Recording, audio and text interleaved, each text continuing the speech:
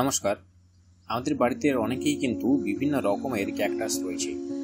আমরা সেই সমস্ত ক্যাকটাসকে খুব একটা হয়তো যত্ন করি না, কিন্তু দেখেছি সেখান থেকে বেশ সুন্দর হয়তো ফুলও হয়।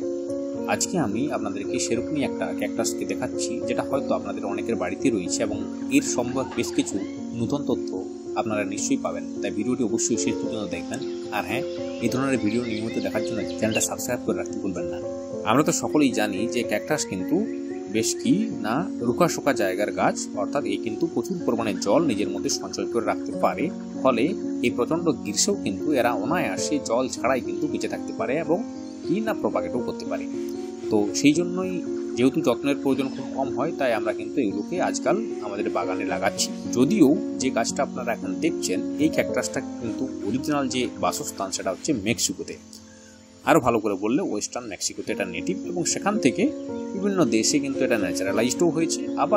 আবার আমাদের মতো কিছু যারা এদেরকে কিন্তু বাগানে লাগায় শোভা বাড়ানোর জন্য। এই ক্যাকটাসটি বোটানিক্যাল নাম হলো ম্যামিলারিয়া বেনেকি।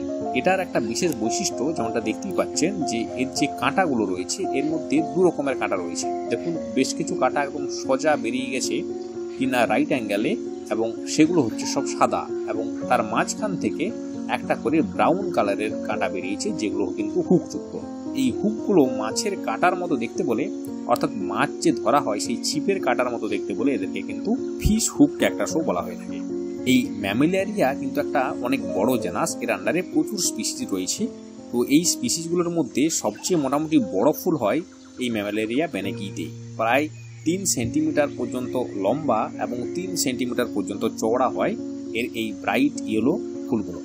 এগুলো দেখতে তো খুব সুন্দর লাগেই, এর থেকে কিন্তু ফলও হয় এবং এদের বেশ বড় বড় বীজও হয়। ফল আর বীজ এই মুহূর্তে আপনাদেরকে দেখাতে পারলাম না, কিন্তু পরবর্তীকালে অবশ্যই দেখাবো।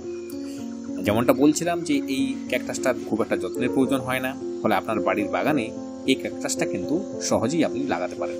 এরকম একটা সিঙ্গেল টিউবারকেলস যদি প্রথমে লাগান, সেখান থেকে কিন্তু ধীরে ধীরে এটা এরকম প্রচুর টিউবারকেলস তৈরি করবে এবং পুরো টব বা মাটি ভরিয়ে দেবে। এই বিষয়ে কোনো সন্দেহের অবকাশ নেই। আপনার বাড়িতে এরকম ক্যাকটাস রয়েছে কিনা অবশ্যই কমেন্ট করে জানাবেন। আর হ্যাঁ, অবশ্যই একটা লাইক করে যেতে ভুলবেন না।